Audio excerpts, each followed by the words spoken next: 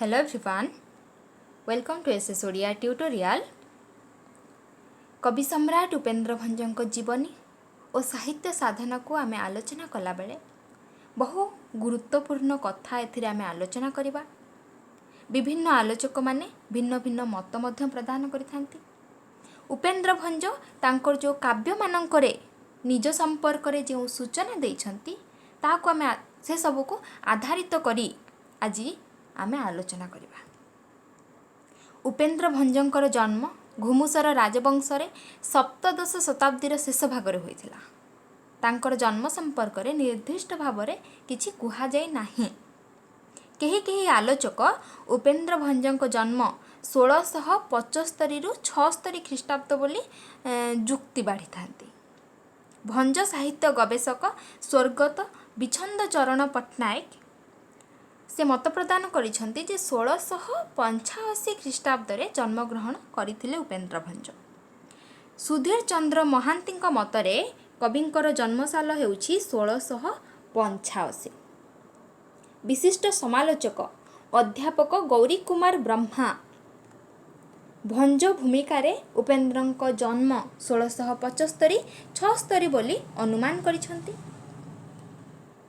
आलोचक अनंत पद्मनाभ पट्टनायक ख्रीष्टीय 1670 पाखापाखि साल श्री पंचमी रे उपेन्द्र भंजंकर जन्म बोली तांको मत गुड़िक मध्य अनुमान भित्तिक। सेहीपरि भावरे देखिबाकू गले तांको मृत्यु समय को 1720, 1725 और 1740 ख्रीष्टाब्द बोली अनुमान करा जायछे। कौनसी सठिक सूचना नाही। पिलाटी दिनरू उपेन्द्रଙ୍କ ठारे कवित्व और पांडित्य भरी रहिथिबा स्पष्ट भावे भारी होतिला। विवाहर 5-6 वर्ष परे तांकर पत्नी वियोग घटिथिला। राज्य शासन प्रति अनाग्रह पत्नी वियोग तांको साहित्य साधना रे व्रती हेबा पई बाट देखैथिला। राम तारक मंत्र रे कवित्व उदय होइथिबा स्वीकार करी से गाइछंती तारक मंत्र परसादे मोहर कविपण उदे। लावण्यवती काव्यर 16 छांदरे यह दर्शा जाइछि। छांदभूषण काव्य मध्य यार सूचना रही। तारक मंत्र जहार त्राण सेही उपेन्द्र भंजर। भंजवंशर राजा मानक द्वारा खोदित ताम्र शासन बा अभिलेख रे उल्लेख रही। आसीत मयूरांडं भित्वा गणदंड वीर भद्राक्ष प्रतिपक्ष निधोन दक्ष वशिष्ठ मुनि पालित नृपति। यार अर्थ पुणी कौन ना मयूरी अंडारू संभूत गणदंड वीरभद्र महर्षि वशिष्ठଙ୍କ द्वारा पालित होई भंजवंश नाम रे प्रतिष्ठा लाभ करथिले। कवि उपेन्द्र भंज मध्य ए जो प्राचीन किंवदंती रही ताकू से सत्य भाव रे धरी नै छंती। लावण्यवती काव्य रे तांको निजर वंश परिचय देबाकू जाई दर्शाई छंती जे वंश इष्ट दुर्गा देवी बरही कोशरु संभवी मनुष्य एही अद्भुत भंजानुभंज नाम सुत। 16 छांदरे मध्य दर्शा जाइछि विशिष्ट वशिष्ठ पालिका श्रीराम दत्ते राजटिका। मयूर द्वारा उपेक्षित डिंब मुनि वशिष्ठଙ୍କ द्वारा भंजित और पालित होई यार राजा माने भंज वंश प्रतिष्ठा करथिले। प्रभु श्री रामचंद्र तांकर राज्याभिषेक समय राजटीका मध्य प्रदान करथिले। एही काल्पनिक घटनाटी को कथाटी को उपेन्द्र भंज मध्य ताकू सत्य बोली मानि नै छंती। ए जो भंज वंशर सृष्टिर रहस्य संपर्क रे ऐतिहासिक माने मध्य मत देइछंती जे गणदंड वीरभद्र उक्त राजवंशर हेउछंती प्रतिष्ठाता। अनुमान करा जाए कि नवम शताब्दी बेलू भंजवंश सृष्टि होइथिला। यार राजधानी खिचिंग निकटस्थ बैतरणी और भंडन नदीर मिलनस्थल आदिपुरटारे थिला। आदि भंजଙ୍କ नामानुसार यार राजधानीर नामकरण करा जाइथिबा मध्य अनुमान करा जाए। ऐतिहासिक डॉक्टर कृष्णचंद्र पाणिग्राही ए संपर्क रे मत प्रदान करिछंती जे ख्रीष्टीय 922 रु 955 मध्यरे खिंजिली भंज ओ खिंजिंग कोट ଯଥାକ୍ରମେ ବୌଦ୍ଧ ଓ ମୟୂରଭଞ୍ଜରେ ଶାସନ କରୁଥିଲେ। ଖିଞ୍ଜିଳି ଭଞ୍ଜ ରାଜାମାନଙ୍କ ମଧ୍ୟରେ ଯଥାସୁଖ, ମଲ୍ଲିଗମ୍ଭୀର, ଶିଳଭଞ୍ଜ, ଚିତ୍ରୁଭଞ୍ଜ, ରଣଭଞ୍ଜ ପ୍ରଭୃତି ଥିଲେ। ଏ ରାଜାମାନଙ୍କ ସମ୍ପର୍କରେ ଶିଳାଲେଖରେ ମଧ୍ୟ ଉଲ୍ଲେଖ କରାଯାଇଛି। ଏଇ ଯେଉଁ ଖିଞ୍ଜିଳି ଭଞ୍ଜମାନଙ୍କର ଭବିଷ୍ୟତ ବଂଶଧରମାନେ ଗଞ୍ଜାମ ଜିଲ୍ଲାର ଘୁମୁସରଠାରେ ଭଞ୍ଜ ବଂଶ ପ୍ରତିଷ୍ଠା କରିଥିଲେ।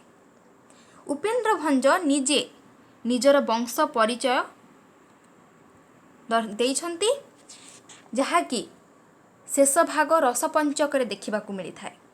କବିଙ୍କ ମତରେ ବଂଶଲତା ହେଉଛି ଗଜେନ୍ଦ୍ର ରଣଭଞ୍ଜ, ଗୋପାଳ ବା ପ୍ରତାପ ଭଞ୍ଜ, ବନମାଳୀ ଗୋପୀନାଥ ଭଞ୍ଜ, ପ୍ରତାପ ଧନଞ୍ଜୟ ଭଞ୍ଜ, ନୀଳକଣ୍ଠ ଭଞ୍ଜ, ଉପେନ୍ଦ୍ର ଭଞ୍ଜ।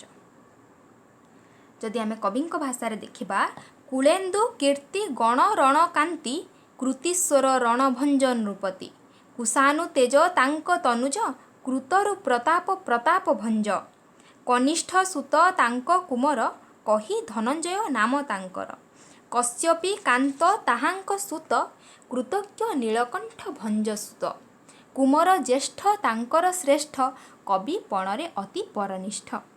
ଏହା ରସପଞ୍ଚକର ଶେଷ ଭାଗରେ ଦର୍ଶାଯାଇଛି। କବିଙ୍କ ମତରେ ହେଉଛି ବଂଶଲତା। ଐତିହାସିକ ସତ୍ୟନାରାୟଣ ରାଜଗୁରୁ ସଂସ୍କୃତ ଓ ଭଞ୍ଜ ବଂଶାବଳୀ ଅବଲମ୍ବନରେ କବି ସମ୍ରାଟଙ୍କ ବଂଶଲତା ହେଉଛି ପୀତାମ୍ବର ଭଞ୍ଜ, ନଳିନାକ୍ଷ ଭଞ୍ଜ, ତ୍ରିବିକ୍ରମ ଭଞ୍ଜ, ଗୋଦାବରୀ ଭଞ୍ଜ, ରାଜେନ୍ଦ୍ର ଭଞ୍ଜ, ଗୋପାଳ ଭଞ୍ଜ, ପ୍ରତାପ ଭଞ୍ଜ, ଗୋପୀନାଥ ଭଞ୍ଜ। ଗୋପୀନାଥ ଭଞ୍ଜଙ୍କର ଧନଞ୍ଜୟ ଭଞ୍ଜ, ଗୋବିନ୍ଦ ଭଞ୍ଜ ନାମର 2 ପୁତ୍ର ଥିଲେ। ଧନଞ୍ଜୟ ଭଞ୍ଜ, ନୀଳକଣ୍ଠ ଭଞ୍ଜ, ଉପେନ୍ଦ୍ର ଭଞ୍ଜ। ଗୋବିନ୍ଦ ଭଞ୍ଜଙ୍କର ଘନ ଭଞ୍ଜ, ଲୋକନାଥ ଭଞ୍ଜ, କୃଷ୍ଣ ଭଞ୍ଜ, ଲକ୍ଷ୍ମଣ ଭଞ୍ଜ। ଲକ୍ଷ୍ମଣ ଭଞ୍ଜଙ୍କର 2 ପୁତ୍ର ଥିଲେ, ଶ୍ରୀକର ଭଞ୍ଜ ଆଉ ଜଣଙ୍କ ନାଁ ଦର୍ଶାଯାଇ ନାହିଁ, କୌଣସି ସୂଚନା ନାହିଁ। ଶ୍ରୀକର ଭଞ୍ଜଙ୍କର ପୁତ୍ର ଧନଞ୍ଜୟ ଭଞ୍ଜ, ବ୍ରଜରାଜ ଭଞ୍ଜ, ହରିକୃଷ୍ଣ ଭଞ୍ଜ, ପ୍ରତାପରୁଦ୍ର ଭଞ୍ଜ। ଏ ହେଉଛି ବଂଶଲତା, ଯାହାକି ଐତିହାସିକ ସତ୍ୟନାରାୟଣ ରାଜଗୁରୁ ଭଞ୍ଜ ବଂଶାବଳୀ ଅବଲମ୍ବନରେ ଦର୍ଶାଇଛନ୍ତି। କବି ଉପେନ୍ଦ୍ର ଭଞ୍ଜ ନିଜ ପିତାମହ ଓ ପିତାଙ୍କ ସମ୍ପର୍କରେ ଲାବଣ୍ୟବତୀ କାବ୍ୟରେ ବର୍ଣ୍ଣନା କରିଛନ୍ତି। ବୈଦେହୀଶ ବିଳାସ କାବ୍ୟରେ ଉପେନ୍ଦ୍ର ଭଞ୍ଜ ନିଜ ପିତାଙ୍କ ସମ୍ପର୍କରେ ମଧ୍ୟ ଉଲ୍ଲେଖ କରିଛନ୍ତି। ବସୁଧାପତି ସେ ନୀଳକଣ୍ଠ ନାମେ ଖ୍ୟାତ, ବିଧାନରେ ମୁହିଁ ତାହାଙ୍କର ଜ୍ୟେଷ୍ଠ ସୁତ। ନୀଳକଣ୍ଠ ରାଜା ହୋଇଥିବାର ବର୍ଣ୍ଣନା କରିଛନ୍ତି। ପିତାଙ୍କ ଅନ୍ତେ ସେ ରାଜା ହୋଇଥିବାର ପ୍ରମାଣ ସୁଭଦ୍ରା ପରିଣୟ, ରସପଞ୍ଚକ, ପଞ୍ଚସାୟକ ପ୍ରଭୃତି ଗ୍ରନ୍ଥରୁ ମିଳିଥାଏ। ସୁଭଦ୍ରା ପରିଣୟରେ ଦର୍ଶାଯାଇଛି, ଚତୁର୍ଥ ଛାନ୍ଦରେ ସପ୍ତବିଂଶ ପଦେ ଛନ୍ଦ ଶେଷ କରି ଉପଇନ୍ଦ୍ର ଭଞ୍ଜ ନୃପତି। ପଞ୍ଚସାୟକର ପ୍ରଥମ ଛାନ୍ଦରେ ଦର୍ଶାଯାଇଛି, ଭଣିଲେ ଉପେନ୍ଦ୍ର ଭଞ୍ଜ ନୃପତିଏ ଗୀତ। ରସପଞ୍ଚକ ପ ବୋଲିରେ ଦର୍ଶାଯାଇଛି, ପ୍ରବୀଣା ମଧ୍ୟ ରତି ସ୍ମୃତି ଏହି, ପଦେ ଉପଇନ୍ଦ୍ର ଭଞ୍ଜ ରାଜ କହି। ବାଲ୍ୟବସ୍ଥାରୁ ଉପେନ୍ଦ୍ର ଅଧ୍ୟୟନ ଉପରେ ଗୁରୁତ୍ୱ ପ୍ରଦାନ କରୁଥିଲେ। ଯୌବନ ଅବସ୍ଥା ସମୟକୁ ସେ ନାନା ଶାସ୍ତ୍ର ଓ ଗ୍ରନ୍ଥରେ ମଧ୍ୟ ଦକ୍ଷ ହୋଇଥିଲେ। ପୁରାଣ, କାବ୍ୟ, ନାଟକ, ଅଳଙ୍କାର, ଜ୍ୟୋତିଷ, ଆୟୁର୍ବେଦ, ଧନୁର୍ବେଦ, କାମଶାସ୍ତ୍ର, ଅଭିଧାନ, ତନ୍ତ୍ର, ଦର୍ଶନ, କୋଶଗ୍ରନ୍ଥ ଏସବୁଥିରେ ସେ ଉତ୍ତମ ରୂପେ ଅଧ୍ୟୟନ କରିଥିଲେ। ଅମରକୋଶ, ତ୍ରିକାଣ୍ଡକୋଶ, ବିଶ୍ୱପ୍ରକାଶ, ମେଦିନୀକୋଶ ଏ ଗ୍ରନ୍ଥଗୁଡ଼ିକ ସହିତ ନାନା ଅଳଙ୍କାର ଶାସ୍ତ୍ରରେ ମଧ୍ୟ ପାଣ୍ଡିତ୍ୟ ଲାଭ କରିଥିଲେ କବି ସମ୍ରାଟ ଉପେନ୍ଦ୍ର ଭଞ୍ଜ। ତେଣୁ ସେ ଗଭୀର ଆତ୍ମବିଶ୍ୱାସର ସହ କହିଛନ୍ତି, କହେ ଉପଇନ୍ଦ୍ର ଭଞ୍ଜ ମୁଁ ଲଭିଛି ଶବଦ ସମୁଦ୍ର ପାର। ସେ ସବୁ ଶାସ୍ତ୍ର ଅଧ୍ୟୟନ କରିଥିଲେ, ତାଙ୍କର ପାଣ୍ଡିତ୍ୟ ରହିଥିଲା। ଯୁବକ ଅବସ୍ଥାରେ ସେ ଥିଲେ ପାଟ କୁମାର। ଏହି ସମୟରେ ସେ ବୀରବର ପଦବୀ ଲାଭ କରିଥିବାର ବିଭିନ୍ନ ଗ୍ରନ୍ଥମାନଙ୍କରୁ ମଧ୍ୟ ସୂଚନା ମିଳିଥାଏ। ଭାଗବତୀ, କୁଞ୍ଜବିହାରୀ, ଚୌପଦୀ ଭୂଷଣ, ଯମକରାଜ ଚୌତିସା, ରସପଞ୍ଚକ, ଚିତ୍ରକାବ୍ୟ ବନ୍ଧୋଦୟ ଏହି ଗ୍ରନ୍ଥଗୁଡ଼ିକରେ ମଙ୍ଗରାଜ ଉପାଧି ବ୍ୟବହୃତ ହୋଇଛି। ପ୍ରାୟତଃ 1710 ଖ୍ରୀଷ୍ଟାବ୍ଦରୁ 1715 ଖ୍ରୀଷ୍ଟାବ୍ଦ ମଧ୍ୟରେ ବୀରବର ଉପାଧି ଓ 1735 ଖ୍ରୀଷ୍ଟାବ୍ଦ ପରେ ମଙ୍ଗରାଜ ଉପାଧି ପାଇଥିବାର ଅନୁମାନ କରାଯାଏ। प्राचीन उत्कल रे जगबंधु सिंह उपेन्द्र भंज को कवि सम्राट आख्या देइछन्ति। उपेन्द्र हेउछन्ति कोन महाकवि, ओडिया रीतिकाव्यर से हेउछन्ति मुकुटमणि। से पुणी कवि सम्राट, संगीत सम्राट और शब्द सम्राट मध्य। उपेन्द्र निज रचन संस्कृत काव्य और पुराणकार वाल्मीकि, व्यास, कालिदास, भोजराज जे रामायण चंपूर चैता, नैषध चरितकार श्रीहर्षଙ୍କ नाम उल्लेख करने सहित महानाटक किरीटार्जुनीय भारवी रचना करछन्ति, शिशुपाल वध प्रभृति प्रत्यक्ष और परोक्ष प्रेरणा पाइछन्ति, जहाँकि तांकर विभिन्न काव्य मानकरू एहार दृष्टांत मिलि थाए। रसपंचकरे मध्य दर्शा जाइछि। कवि सम्राट उपेन्द्र भंज ओडिया साहित्य को बहुल भाव समृद्ध करिछन्ति। कवितांक जीवन काल मध्यरे 80 खंडेरु ऊर्ध्व काव्य ग्रंथ से रचना करि जाइछन्ति। प्रकाशित ग्रंथ मानक मध्यरे प्रेम सुधानिधि, रसलेखा, कला कौतुक, रामलीलामृतम, सुभद्रा परिणय, रसिक हारावली, रसपंचक, भाववती, छांदभूषण, अवनारस तरंग, गीताभिधान, सुवर्णरेखा, लावण्यनिधि, दशपोई, छपोई, लावण्यवती, चौपदी भूषण, चौपहरा, कोटि ब्रह्मांड सुंदरी, बजार बोली, वैदेहिश विलास, जमकराज चौतीसा, चौपदी चंद्र, पंचसायक, चिटाऊ छांद, चित्रकाव्य बंधोदय प्रभृति 27टी काव्य तांकर रहिछि। गीताभिधान तांकर अभिधान, एथिरे भूल लेखा जाइछि, गीताभिधान तांकर अभिधान। एहिपरि तांकर 87टी प्रकाशित ग्रंथ रहिछि। अप्रकाशित ग्रंथ मध्यरे रहिछि 16 पोई, नारद पुराण, पद्मावती परिणय, इच्छावती, कलावती, चंद्रकला, प्रेमलता, ब्रजलीला, रसमंजरी, शोभावती, गरुड़ गीता, त्रैलोक्य मोहिनी, मुक्तावती, हेममंजरी, मनोरमा, चित्रलेखा, कामकला, हास्यार्णव, कटपाया, संगीत कौमुदी। एथिरे 36टी दर्शा जाइछि, किंतु अप्रकाशित ग्रंथ मध्यरे रहिछि 50 रु ऊर्ध्व ग्रंथ। चित्रकाव्य बंधोदय रे एहार संपूर्ण वर्णना मध्य रहिछि।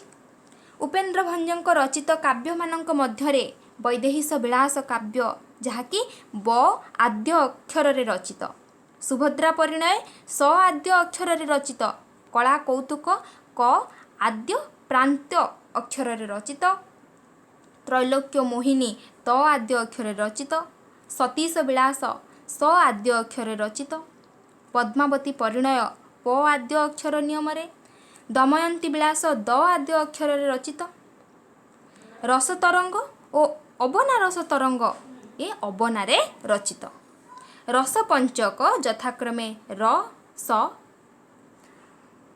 लिखि दउछि, आपण जानि परिबे, र स पं च क ए 5टी अक्षर को आद्य वर्ण नियम रे रखी रचित होइछि। छांदभूषण, जहाँकि 34टी छांद विशिष्ट काव्य, यार छांद गुड़िक क ठारू क्ष पर्यंत व्यंजन वर्ण अनुक्रम रे रचित होइछि। चौपदी भूषण, क ठारू क्ष पर्यंत 34टी अक्षर नियम रे 34टी संगीतर समाहार, प्रत्येक गीत 5 पद विशिष्ट। ए रसपंचक हेउछि एक अलंकार शास्त्र और कामशास्त्र भित्तिक ग्रंथ। चित्रकाव्य बंधोदय रे 82टी बंध को नहीं रचित। गीताभिधान हेउछि ओडिया भाषार प्रथम कोश ग्रंथ, जार रचयिता हेउछन्ति कवि सम्राट उपेन्द्र भंज। उपेन्द्र भंज तांको काव्य मानकरे श्रीरामचंद्रଙ୍କ करुणारू किपरि भावरे कवित्वर अधिकारी होइथिले ताहा मध्य दर्शाइछन्ति। वीरवर पद उपेन्द्र मोर नाम, बारे बारे सेबारे मनाई सीताराम जे, वैदेहिश विलास 52 छांदरे दर्शा जाइछि। लावण्यवतीर तृतीय छांदरे दर्शा जाइछि भाबी सीताराम पद सारस, उपेन्द्र वीरवर हरस। पूर्वर आम कहले आलोचना मध्य कले जे लावण्यवतीर 16 छांदरे दर्शा जाइछि तारक मंत्र परसादे मोहर कवि पणौते। ତାଙ୍କ ବଂଶର ଅଧିଷ୍ଠାତ୍ରୀ କୁଲାଡ଼ଗଡ଼ର ବ୍ୟାଘ୍ର ଦେବୀ ବା ବାଗ୍ ଦେବୀ। ଶକ୍ତି ଉପାସନା ତାଙ୍କ ବଂଶରେ ପ୍ରଚଳିତ ଥିଲେ ମଧ୍ୟ ସେ ଥିଲେ ପରମ ବୈଷ୍ଣବ। ତାଙ୍କ ପିତାମହ ଧନଞ୍ଜୟ ଭଞ୍ଜ ଥିଲେ ରାମ ଉପାସକ। ଉପେନ୍ଦ୍ର ମଧ୍ୟ ଥିଲେ ରାମ ଉପାସକ। ରାମାନନ୍ଦୀ ବୈଷ୍ଣବ ଗୁରୁଙ୍କ ଠାରୁ ସେ ରାମ ତାରକ ମନ୍ତ୍ରଟି ଗ୍ରହଣ କରିଥିଲେ। ଏଇ ଯେଉଁ ରାମ ତାରକ ମନ୍ତ୍ରର ପ୍ରବର୍ତ୍ତକ ହେଉଛନ୍ତି ସ୍ୱୟଂ ଶିବ। ତେଣୁ ଉପେନ୍ଦ୍ର ଶିବଙ୍କୁ ମହାଗୁରୁ ବୋଲି ଜ୍ଞାନ କରିଛନ୍ତି। ତାଙ୍କର କୋଟି ବ୍ରହ୍ମାଣ୍ଡ ସୁନ୍ଦରୀ କାବ୍ୟରୁ ମଧ୍ୟ ତାହାର ପ୍ରମାଣ ରହିଛି। ରସିକ ହାରାବଳୀ, କୋଟି ବ୍ରହ୍ମାଣ୍ଡ ସୁନ୍ଦରୀ, ସୁଭଦ୍ରା ପରିଣୟ, ନୀଳାଦ୍ରିଶ ଚଉତିଶା ଏହି ଗ୍ରନ୍ଥ ଗୁଡ଼ିକରେ ଶ୍ରୀ ଜଗନ୍ନାଥଙ୍କର ମହିମା ଓ ମହତ୍ତ୍ୱକୁ ବର୍ଣ୍ଣନା କରିବା ସହିତ ତାଙ୍କର ପାଦପଦ୍ମରେ ନିଜକୁ ସମର୍ପଣ କରିଦେଇଛନ୍ତି କବି ସମ୍ରାଟ। ଉପେନ୍ଦ୍ର ନିଜର କାବ୍ୟ କବିତା ସମ୍ପର୍କରେ ତାଙ୍କର ଯେଉଁ କାବ୍ୟମାନଙ୍କର ସୂଚନା ଦେଇଛନ୍ତି। ଯେଉଁମାନେ ପଣ୍ଡିତ, ବିଦଗ୍ଧ, ରସିକ, କୋବିଦ, ନାନା ଅଳଙ୍କାର ଏବଂ ଶାସ୍ତ୍ରରେ ଯାହାର ଗଭୀର ପ୍ରବେଶ ରହିଛି ସେହି ବ୍ୟକ୍ତି ହିଁ ତାଙ୍କ ଗ୍ରନ୍ଥରୁ ରସ ସ୍ୱାଦନ କରିପାରିବ। ଯିଏ ମୂର୍ଖ, ଅଳଙ୍କାର ଶାସ୍ତ୍ର କ'ଣ ଜାଣେ ନାହିଁ, ସେପରି ବ୍ୟକ୍ତି କେବଳ ଦୋଷ ଖୋଜିବାରେ ବ୍ୟସ୍ତ ରହେ ବୋଲି ଉପେନ୍ଦ୍ର ମତ ପ୍ରଦାନ କରିଛନ୍ତି। ଉପେନ୍ଦ୍ରଙ୍କ ମତରେ କଳଙ୍କ ବିହୀନ ମୋ ଗୀତ, ଖଳ ରାହୁରେ ଅଦୂଷିତ, ବିଚିତ୍ର ସୁଧାକର ଏହି ସୁମନା ବୃନ୍ଦ ସୁଖଦାୟୀ, ନାରିକେଳ ଯେ ରସପୁର, ଭକ୍ଷି ନ ପାରଇ ବାନର, ତାର କି ସ୍ୱାଦୁ ନାଶ ହୋଇ, ପ୍ରସଙ୍ଗୁ ଗଲେ ମଧ୍ୟ କହି। ଲାବଣ୍ୟବତୀର 16 ଛାନ୍ଦରେ ଦର୍ଶାଯାଇଛି। କୋଟି ବ୍ରହ୍ମାଣ୍ଡ ସୁନ୍ଦରୀ ତୃତୀୟ ଛାନ୍ଦରେ ମଧ୍ୟ ଦର୍ଶାଯାଇଛି। ନାନା ଶବ୍ଦରେ ଯେ ବିଚକ୍ଷଣ, ଯେହୁ ଜାଣେ ଅଳଙ୍କାର ଲକ୍ଷଣ, ସେହି କରୁ ଏ ଛାନ୍ଦ ବିବେଚନା, ବାଲ୍ୟ ପୌଗଣ୍ଡ ଯୌବନ ରଚନା। କବି ସମ୍ରାଟ ଉପେନ୍ଦ୍ର ଭଞ୍ଜ ତାଙ୍କର ଯେଉଁ କାବ୍ୟମାନଙ୍କରେ ବାରମ୍ବାର ରସିକ ଓ କୋବିଦମାନଙ୍କୁ ସ୍ୱାଗତ କରିବା ସହିତ ମୂର୍ଖ ଆଉ ଖଳମାନଙ୍କୁ ସେ ଭର୍ତ୍ସନା କରିଛନ୍ତି। କାବ୍ୟରସ ଆସ୍ୱାଦନ ପାଇଁ ସେ ରସିକ ବ୍ୟକ୍ତିଙ୍କୁ ସମର୍ଥ କରିଛନ୍ତି। ପଣ୍ଡିତ ବ୍ୟକ୍ତି ଜଣେ କବିର କଷ୍ଟ। ଅଳଙ୍କାର ଶାସ୍ତ୍ର ଓ କୋଶ ଗ୍ରନ୍ଥ ଗୁଡ଼ିକରେ ଉପେନ୍ଦ୍ରଙ୍କର ଥିଲା ପାଣ୍ଡିତ୍ୟ। ତାଙ୍କର ବିଭିନ୍ନ କାବ୍ୟରେ ଆମେ ରୀତି କାବ୍ୟର ସମସ୍ତ ଲକ୍ଷଣକୁ ସେଥିରେ ରହିଥିବାର ଦେଖିଥାଉ।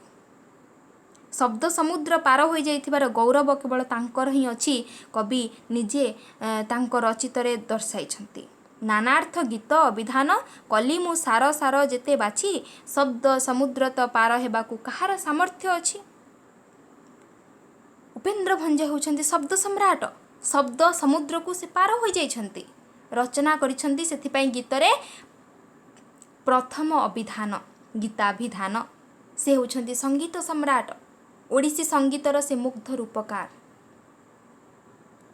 କହିବାକୁ ଗଲେ ଉପେନ୍ଦ୍ର ହେଉଛନ୍ତି ମଧ୍ୟଯୁଗୀୟ ଓଡ଼ିଆ ରୀତିକାବ୍ୟର କବି କୁଳଚନ୍ଦ୍ର, କବି ସମ୍ରାଟ।